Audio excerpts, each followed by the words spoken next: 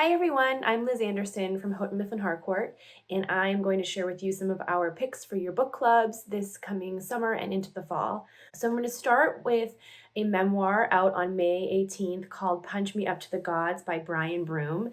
This is a memoir that everyone at HMH is just so in love with. We're putting everything we have behind it. Brian is such an incredible talent. This is his story of growing up knowing that he was gay, of dealing with addiction, and of being a Black man in this country. It's his story. We follow Brian from childhood through to adulthood, but he opens every chapter with him observing a little Black boy sitting across from him on a city bus, and just seeing the ways that this little boy is being taught the same things that he was taught while he was growing up about what masculinity should look like, about women and how to treat them, about love, about his own Blackness. And it's just such a powerful way to kind of frame the story. And Brian is just a huge talent. Like I said, he's an incredible writer. We have a blurb in from Augustin Burroughs, which is remarkable in itself. And I actually want to read some of that blurb. Punch Me Up to the Gods is some of the finest writing I have ever encountered and one of the most electrifying, powerful, simply spectacular memoirs I or you have ever read. It is a masterpiece of a memoir, and Brian Broom should win the Pulitzer Prize for writing it. I am in absolute awe, and you will be too. If that's not a pitch, I don't know what is. And from his lips to the Pulitzer Board's ears.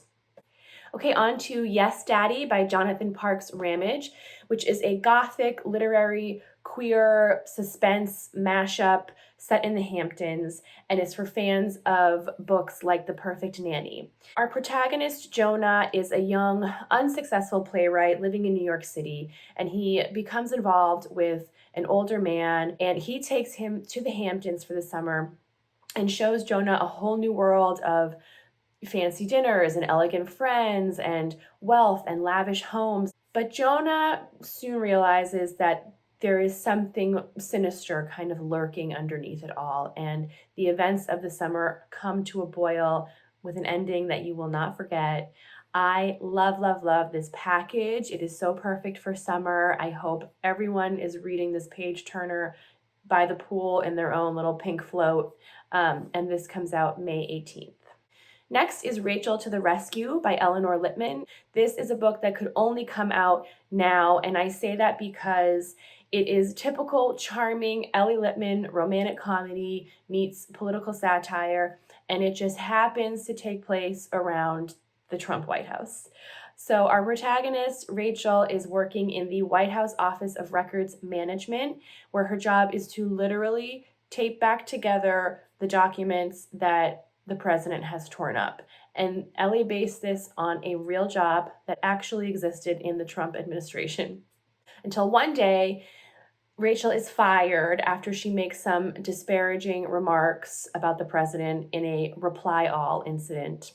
And so as she's leaving the White House after she's fired, she's hit by a car. And throughout the rest of the novel, Rachel pieces together that the woman who hit her was speeding on her way to visit the president with whom she was involved. So this is fiction. This is what Ellie does so well. It is hilarious and wacky, and she writes these characters that you just want to be best friends with. There's romance, there's a happy ending, and I think that there is so much to talk about in this book, obviously, but really it's just a good time. And this is out in paperback original on July 13th. Next is The Very Nice Box by queer BFF writing duo Eve Gleichman and Laura Blackett. This is biting, satirical. You think it's a rom-com, and then it takes a dark turn.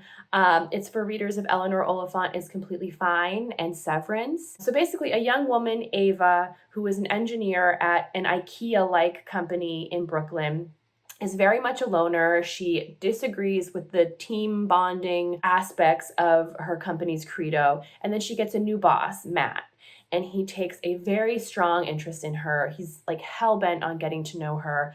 And Ava finally lets her walls down. And you think, great, she's falling in love. She deserves this. But of course, Matt is not who he says he is.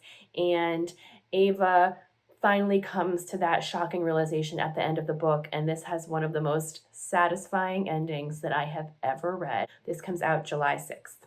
Now on to The Redemption of Bobby Love by Cheryl and Bobby Love. The love story was actually shared on Humans of New York.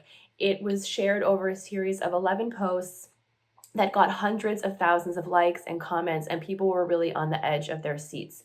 So the story is that Bobby Love, who grew up in North Carolina, was a victim of the same cycle that so many Black men find themselves in. And he ended up in prison with a decades-long sentence, and he realizes that he can escape. And so he does. He escapes prison. And he flees to New York City. He gives himself a new name and just builds a new life for himself. He meets Cheryl. They fall in love. They have 4 kids. He's a pillar of the community. He's a deacon at his church. And then one day, 38 years later, the FBI knock on his door and they take him back to jail.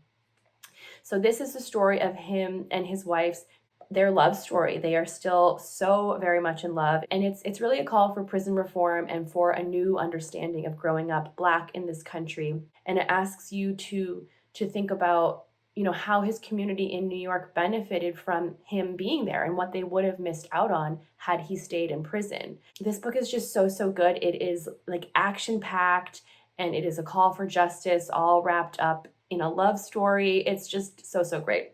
And this is out on October 5th. So last up is When Two Feathers Fell from the Sky by Margaret Verbal. Margaret is an enrolled citizen of the Cherokee Nation, and she writes about the Cherokee people in all of her books. And all of her books have these amazing female protagonists, and this book is no different. So we follow Two Feathers, who is a horse diver at a zoo/amusement park in Nashville in the 20s. So if you remember that movie, Wild Hearts Can't Be Broken, this is for you. So we meet Two, we meet her friends, we meet the owner of the zoo, we meet the handsome vet who is literally haunted by memories of his time in World War I. And there are some strange things happening at the zoo. The animals are falling sick, Two has a stalker, and all of these characters are dealing with their own internal struggles and their own kind of stories, and Margaret just brings every character and every storyline together in the most entertaining and enjoyable ride. And this is out on October 12th. So that is it for me. We have so many more amazing book club picks on our website too, hmhbooks.com, or you can follow us on social media at hmhbooks. All of the books that I talked about will have discussion guides. You can find those on our website. There might be a cocktail recipe or 2 there. Thank you so much and enjoy your summers. It's finally here. Hope you enjoyed this publisher presentation. If you'd like to see more book group speed dating, follow the link in the description and find more on readinggroupguides.com.